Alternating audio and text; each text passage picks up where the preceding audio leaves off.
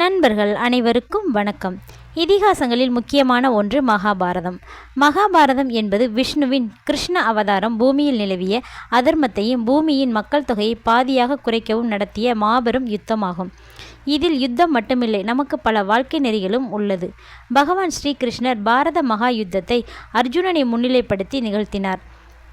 ஆனாலும் அர்ஜுனனுக்கு இணையாக வீரம் கொண்டவர்களும் இருந்தார்கள். அதில் பீஷ்மர், துரோணர், கர்ணன் போன்றவர்கள் முக்கியமானவர்கள். ஆனால் அவர்களை தவிர்த்து அர்ஜுனனை கிருஷ்ணர் ஏன் தேர்ந்தெடுத்தார்? காரணம் என்ன? இந்த கேள்விக்கான பதிலை இந்த பதிவின் மூலம் பார்க்கலாம். நீங்கள் இன்னும் நம்ம சேனலை சப்ஸ்கிரைப் பண்ணலைன்னா சப்ஸ்கிரைப் பண்ணுங்கள். வாங்க வீடியோக்குள்ளே போகலாம். பீஷ்மர் தன்னுடைய வாழ்க்கையில் ஒருபோதும் சுயநலமாக நடந்து கொண்டதில்லை. ஞானம், வீரம், வலிமை, திவ்ய அஸ்திரங்கள் என அனைத்தும் நிரம்பியவராகவே பீஷ்மர் விளங்கினார். அவரின் மரணம் கூட அவரின் அனுமதி இல்லாமல் நெருங்க முடியாத வரத்தையும் பெற்றிருந்தார். ஆனால் அவர் அதர்மத்தின் பக்கம் இருந்து போராட வேண்டியதாயிற்று. அவரால் தர்மத்தை அடிப்படையாக கொண்ட ஒரு ராஜ்யத்தை உருவாக்கியிருக்க முடியும்.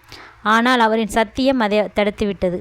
பீஷ்மர் செய்த சத்தியம் என்னவென்றால், அஸ்தினாபுர அரியணையில் யார் அமர்ந்தாலும் அவருக்கு பாதுகாப்பாக தான் இருப்பேன் என்று கூறியதுதான். இந்த சத்தியத்தை அவர் ஒரு நாளும் மீறவில்லை. தன் அன்பிற்குரிய சொந்தங்களுடன் போரிடும் நிலையிலும் அதனை மீறாமலே இருந்தார். கொடுத்த வாக்குறுதியை காப்பாற்றுவது என்பது முக்கியம்தான். ஆனால் மகாபாரதம் கூறும் தர்மத்தின்படி தன்னுடைய தனிப்பட்ட சத்தியத்திற்காக தர்மத்தை கைவிட்டுவிட்டு அதர்மத்தின் பக்கம் நிற்பது என்பது மிகப்பெரிய பாவமாகும். அப்படிப்பட்ட சபதத்தை கைவிடுவதில் எந்த தவறும் இல்லை. பீஷ்மர் தனது தனிப்பட்ட சபதத்தை எல்லாவற்றிற்கும் மேலாக நினைத்தார். அந்த சபதம் தீமைக்கானதாக மாறிய போதும் கூட அதை அவர் உணரவில்லை. இதனால்தான் பகவான் ஸ்ரீகிருஷ்ணர் பீஷ்மரை தவிர்த்தார். அடுத்து துரோணர் மகாபாரத யுத்தத்தின் போது துரோணர் துரியோதனின் தரப்பில் இருந்து போரிட்டார். இறுதியில் கிருஷ்ணரின் திட்டத்தின் மூலம் திருஷ்டத்யுமனால் கொல்லப்பட்டார். துரோணர் ஒரு சிறந்த போர் வீரனாக இருந்த போதிலும், ஒழுக்க நெறியை நன்கு அறிந்தவராக இருந்த போதிலும், தர்மத்தை காட்டிலும் பாசத்திற்கும் விசுவாசத்திற்கும் அதிக முக்கியத்துவம் கொடுத்தார். இது தர்மத்தை நிலைநாட்டுவதற்கு உதவாது. எந்த சூழ்நிலையிலும் யாராக இருந்தாலும் அதர்ம வழியில் சென்றால் அவர்களை எதிர்த்து நிற்க வேண்டும். இதனாலேயே பகவான் கிருஷ்ணர் துரோணரை தவிர்த்தார். கர்ணன் சிறந்த வீரன் என்பதில் சந்தேகமே இல்லை. சொல்லப்போனால் அர்ஜுனனை விட பல விஷயங்களில் கர்ணன் சிறந்தவராக இருந்தார். வில்லாற்றலில் இருவரும் சமமாக இருந்தாலும் உடல் வலிமையில் கர்ணன் மேலோங்கியராகவே இருந்தார். தானத்திலும் தர்மத்திலும் அனைவரை விட கர்ணனே சிறந்தவராக இருந்தார். இத்தனை நிலைகள் இருந்தும் கர்ணனிடம் ஒரு குறைபாடு இருந்தது. துரியோதனன் மீது அவர் வைத்திருந்த நட்பும் விசுவாசமும் அனைத்தையும் விட உயர்ந்ததாக இருந்தது.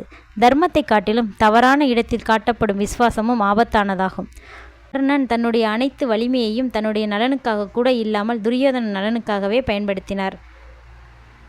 தன் நண்பன் சுயநலமாக பிறருக்கு தீங்கு விளைவிக்கும் செயல்களை செய்த போதும் அவனுக்கு தன்னுடைய விசுவாசத்தை கொடுத்ததுதான் கர்ணன் செய்த மிகப்பெரிய தவறாகும்.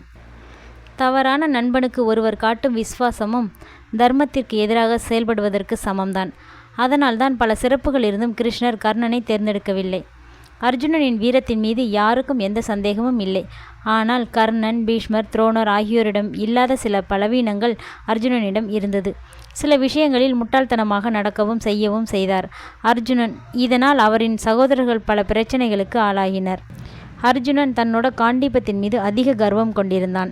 அதனை யார் அவமதித்தாலும் அவரின் உயிரையே பறிப்பேன் என்று சபதமும் செய்திருந்தான். ஆனால் துரதிருஷ்டவசமாக யுதிஷ்டன் போரின் போது காண்டீபத்தை அவமதித்தார். உடனே தனது வாளை எடுத்துக்கொண்டு தனது சகோதரனையே கொல்லப் போனான்.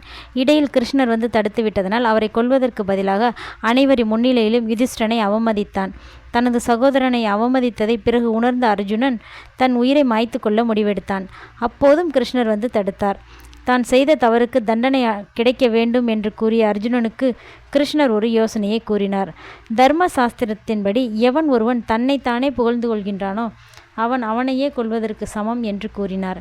எனவே அர்ஜுனனை அனைவரின் முன்னிலையிலும் தன்னைத்தானே புகழ்ந்து கொள்ளும்படி கூறினார். அர்ஜுனனும் அவ்வாறே செய்தான். இவ்வாறாக இருவரின் உயிரும் காப்பாற்றப்பட்டது. அர்ஜுனன் பரிபூரணமானவராக இல்லாத போதும் தன்னுடைய தவறை ஒப்புக்கொள்ளும் குணம் அவரை மற்றவர்களை விட மேலானவராக மாற்றியது. கிருஷ்ணரின் வார்த்தை எப்போதும் சரியாகத்தான் இருக்கும் என்பது அர்ஜுனனின் நம்பிக்கை. தான் அறிந்த தர்மம் கிருஷ்ணரின் வாக்குதான் என்று நினைத்தார். அதனாலேயே தன்னுடைய வாழ்க்கை முழுவதும் கிருஷ்ணரின் வழிகாட்டுதலையே பெற்றார் அர்ஜுனன். இதனாலேயே மற்றவர்களை விடுத்து பகவான் ஸ்ரீகிருஷ்ணர் அர்ஜுனனையே தேர்ந்தெடுத்தார். என்ன நண்பர்களே, இந்த பதிவு உங்களுக்கு பிடிச்சிருக்கா? பிடிச்சிருந்தால் லைக் பண்ணுங்கள். கமெண்ட் பண்ணுங்கள் மற்றும் உங்கள் நண்பர்களுக்கும் ஷேர் பண்ணுங்கள். இது போல் நல்ல தகவல்களுக்கு நம்ம பக்திமயம் சேனலை மறக்காமல் சப்ஸ்கிரைப் பண்ணுங்கள். நாம் மீண்டும் வேறு ஒரு வீடியோவில் சந்திக்கலாம். நன்றி, வணக்கம்.